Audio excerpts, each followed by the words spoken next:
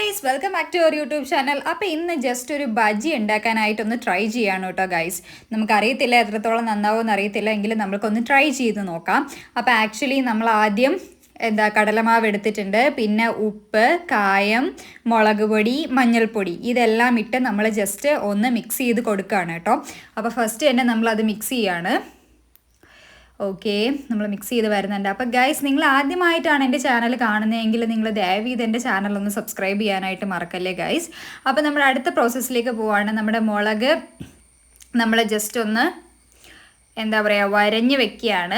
വരഞ്ഞ് വെച്ചതിന് ശേഷം നമ്മൾ അതിലേക്ക് കുറച്ച് മുളകും ഉപ്പും കൂടി നമ്മൾ മിക്സാക്കി വെച്ചിട്ടുണ്ടായിരുന്നു. ആ മിക്സാക്കി വെച്ച് നമ്മളൊന്ന് ആഡ് ചെയ്ത് കൊടുക്കുകയാണ്. അപ്പോൾ ചില മുളകിന് നമുക്ക് എരിവ് ഉണ്ടാവത്തില്ല, അപ്പോൾ അങ്ങനെ എരിവ് കിട്ടാൻ വേണ്ടിയിട്ടാണ് നമ്മളങ്ങനെ ചെയ്യുന്നത്. എരിവുള്ള മുളകാണെന്നുണ്ടെങ്കിൽ നമ്മളങ്ങനെ ചെയ്യേണ്ട ആവശ്യമില്ല കേട്ടോ ഗൈസ്.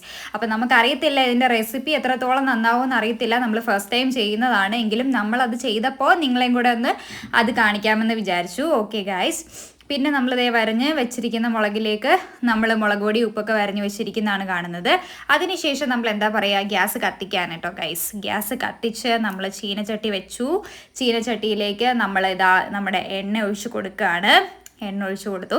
അപ്പം നിങ്ങൾ ദയവ് ചെയ്ത് എൻ്റെ ചാനലൊന്ന് സബ്സ്ക്രൈബ് ചെയ്യണമെന്ന് ഞാൻ വീണ്ടും പറയാണ് കേട്ടോ ഗൈസ്. നിങ്ങൾ സബ്സ്ക്രൈബ് ചെയ്യാതെ പോകരുത്. നിങ്ങളുടെ ഒരു സപ്പോർട്ട് ഉണ്ടെങ്കിൽ മാത്രമാണ് നമുക്ക് മുന്നോട്ട് വീണ്ടും വീണ്ടും പുതിയ വീഡിയോസ് ഇടാനായിട്ട് തോന്നുക. ഓക്കെ, അപ്പോൾ അങ്ങനെ നമ്മുടെ മുളക് നമ്മൾ അതിലേക്ക് ഇട്ട് കൊടുത്തിരിക്കുകയാണ്.